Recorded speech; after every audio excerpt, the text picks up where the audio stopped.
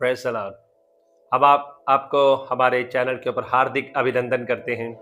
और my dear friends, मैं आपसे शेयर करना चाहता हूँ कि जो 5 प्रकार की सेवकाई आप देख रहे हैं, उस 5 प्रकार की सेवकाई का मसीह की देह के अंदर क्या योगदान है, क्या काम है।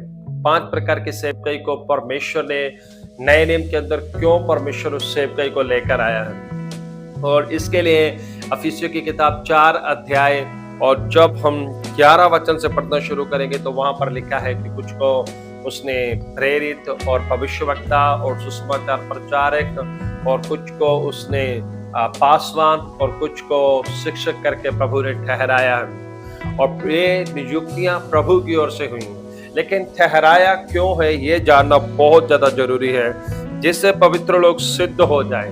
पहली बात, पवित्र लोग सिद्ध हों, और दूसरी बात, सेवा का काम किया जाए और मसीह की देह उन्नति पाए।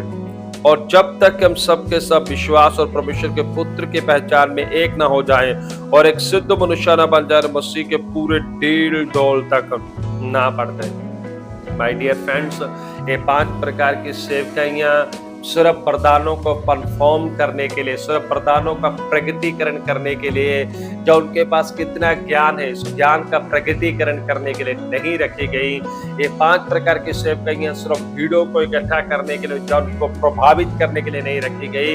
ये 5 प्रकार की सेवकाइयां इसलिए रखी गई हैं, जिनमें सबसे बहुमूल्य बात यह है कि मसीह की देह उन्नति पाए और परमेश्वर का काम किया जाए, और एक व्यक्ति एक सिद्ध पुरुष बने, पवित्र लोग सिद्ध हो जाएं, मैच्योरिटी तक पहुंचे और मसीह के पूरे डील डोल तक बढ़ जाएं। एक प्रेरित, एक भविष्यवक्ता, एक सुसमाचार, एक प्रचारक, एक पासवान और एक बाइबल शिक्षक का उद्देश्य है कि एक व्यक्ति को उस मैच्योरिटी तक, उस सिद्धता तक, उस परफेक्शन तक, उस परिपक्वता तक लेकर आना है, जिस सिद्धता तक स्वयं उनके उद्धारकर्ता प्रभु यीशु मसीह है। या दूसरे शब्दों में 5 प्रकार के सेवकाई का उद्देश्य है, एक व्यक्ति जो कलीसिया में उनको दिया गया है, एक व्यक्ति, प्रत्येक पर्सन को प्रभु यीशु मसीह के जैसा बनाना है, ताकि कोई भी व्यक्ति मसीह में बालक ना रहे, ताकि कोई भी व्यक्ति